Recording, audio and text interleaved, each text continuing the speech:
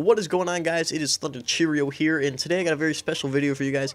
We're going to be taking a look at some of the most useful information that you're going to need to bring with you if you want to be successful playing GBs in Call of Duty World War II. GBs meaning game battles, the more competitive side of Call of Duty. Now, whether you're a seasoned veteran of CoD and you've been playing game battles for a very long time, or you're just trying to get into it now, this video is going to have some very useful information that you're going to want to stick around for. So let's just jump right into it. Now, first, obviously, the create a class system. That's mostly what we're going to be talking about, is what you're going to end up seeing in terms of what people's loadouts are. So, for the divisions, you're going to be seeing Mountain and Airborne a lot. Honestly, I'm thinking you're going to see Mountain more often than Airborne, at least in my experience. I see a lot more people running Mountain, but if they want to rush, they're going to be using Airborne, sorry. So, Mountain and Airborne are definitely the two most used divisions in Search and Destroy, at least, for CoD World War II. But you might see some infantry and armored in there. You're not really going to see any expeditionary. That doesn't really give you any benefits that are really going to help in the long run playing Search and Destroy. But infantry is good because you have that bayonet, faster movement while you're aimed down sights, and armored because you get that explosive resistance. But there's also a basic training that does that, which we're going to get into in just a minute, which is why you're really going to see Airborne and Mountain, because Mountain, obviously, you're silent, you're hidden. It's definitely better than having armored or expeditionary. So let's go into the weapons. Now, you're not really going to see too much variety in weapons, or at least not right now. The most recent patch did nerf the bar, but it's still a very dominant weapon. So in terms of weapons, in the assault rifle category, you're going to see the bar a lot, the FG42, and the STG44. You didn't really see the FG42 much the past week, but now that this new update, some people are trying to, cross over into different gun territory because the bar apparently has a little bit more recoil now, and primed has been nerfed significantly. If you read the patch notes, you'll know that bar has more recoil, and primed apparently is less effective by about 85%. But you're definitely going to see the bar the most. It's still very dominant. It's still a very good weapon, about a 3-shot kill. Same with the FG42, but it's a little bit of a slower fire rate, which is why you don't really see it as much. The STG44 is an all-around good weapon. It takes maybe 4 to 5 shots to kill, but it's a fast fire rate and pretty accurate. It's my go-to weapon in the gameplay you're seeing. I will either be using the bar or the STG 99% of the time. I don't run an SMG a lot, and I love the STG. Very good weapon. But let's kind of move away from that and go to the SMG category. Now, there is one SMG that I have seen consistently playing game battles in World War II, and that's going to be the PPSH. That's a very dominant weapon. It seems to shoot like a laser, fast fire rate, pretty good damage overall. Because of that fire rate, it's got a fast TTK. But you're going to see the MP40 somewhat. The MP40 and Type 100 I've seen a few times, but it's really not as relevant as the PPSH. That's basically, if you're going to run an SMG, that's the one you're going to be seeing used. Again, until they probably nerf it, if that happens. But right now you're seeing the PPSH a lot. And you're not really seeing any shotguns used. They're really not that good. You can't use incendiary shells according to the CWL variant rules. You don't see LMGs because they are completely banned. No LMG is allowed. And if you see a sniper, which is very rare, you're most likely going to see a car. But for the most part, you're going to see a bar and a PPSH. Those are the two weapons, most likely, that are showing up on the kill feed, with a random STG, FG42, or an MP40 thrown in the mix. In terms of attachments for these weapons, you're going to be seeing a grip a lot of the times, a reflex sight a lot of the times, and those are the two main ones you're going to be seeing. Now, quick draw is kind of proven to be less effective than it has in other games, but you will still see quick draw a lot. I use it on a few of my weapons, not as much anymore. I typically run a grip reflex in either extended mags or advanced rifling, which are the two next ones you're going to see. You're going to see a lot of extended mags or advanced rifling a lot of the times, but it's a pretty safe bet. You're going to see a grip on almost every single weapon class, and you're going to see a reflex on a lot of those as well.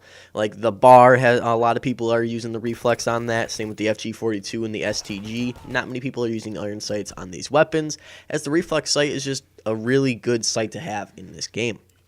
In terms of secondary weapons, the only one you're really going to see is the machine pistol, because it's an automatic pistol. If someone misses their shots, they can pull that out, kill you close quarters. I see the machine pistol most of the time. Never seen M1911. That gun, I can't use it. I'm not good with it. But if you're not using machine pistol, you'll see the P08. But then again, That's probably the better pistol in terms of raw damage and your accuracy, but you're gonna see the machine pistol more often than anything in that secondary slot. There's not really a lot of weapons anyways, so not too much variety there. In terms of your equipment, you're gonna see a frag or a smoke grenade. Those are really the only ones you're gonna see. Not many people use concussions, not many people use almost anything else. You're not going to see a sticky grenade a lot because you can't really lob that and kind of get into the grenade spots you're going to need if you're playing GBs. A frag obviously lets you get that kill. You can get those nades off spawn if you are able to, and a smoke will definitely hide you if you're going into cover, kind of crossing over like a mid-cut or something like that. So you're going to see a frag and a smoke a lot.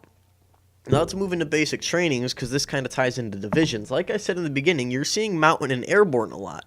And those have their specific abilities that are catered towards those. So then how do you kind of make your class a little bit better with these basic trainings? So I have 3 of them that you're going to see most of the time. Now, again, in terms of everything in this video, it does not mean these are the only things you're going to see. It's just what I've accumulated over my time and hours of playing GBs in World War II.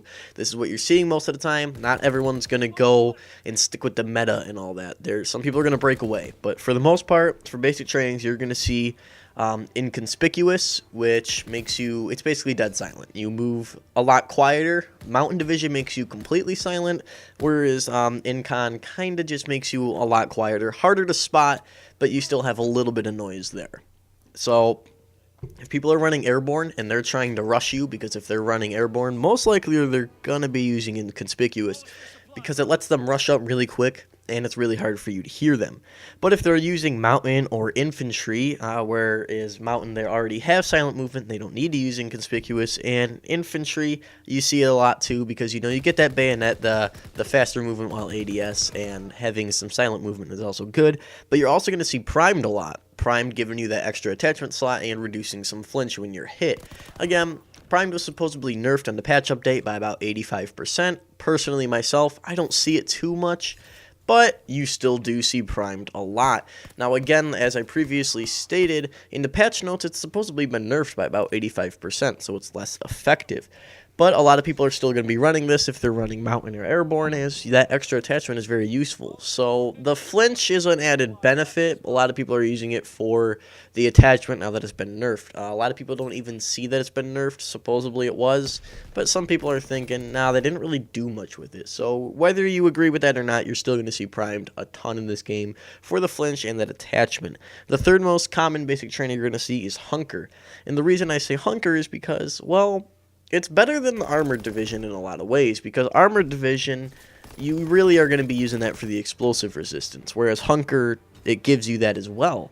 And you definitely get more benefits if you're running either mountain, airborne, or infantry as opposed to running armored. So you might see some people run hunker on these classes just in case they know the enemy team is very nade heavy, they can survive these explosions and get on with their day. So that's why I say hunker is the third most common, but you're definitely going to see inconspicuous and primed the most. Those are the 2 most common. In terms of score streaks, they recently just released that patch notes and the update for the CWL variant where Molotovs are not allowed. So now the score streaks you're probably going to see the most are going to end up being the fighter pilot, glide bomb, and the mortar team.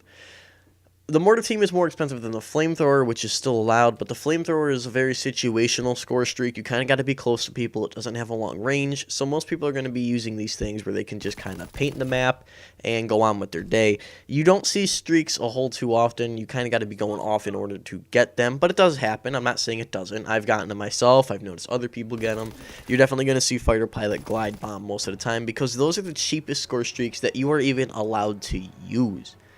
So there you have it, guys. That is my list of kind of the most common things you're going to be seeing in Search and Destroy in terms of playing game battles on CoD World War II.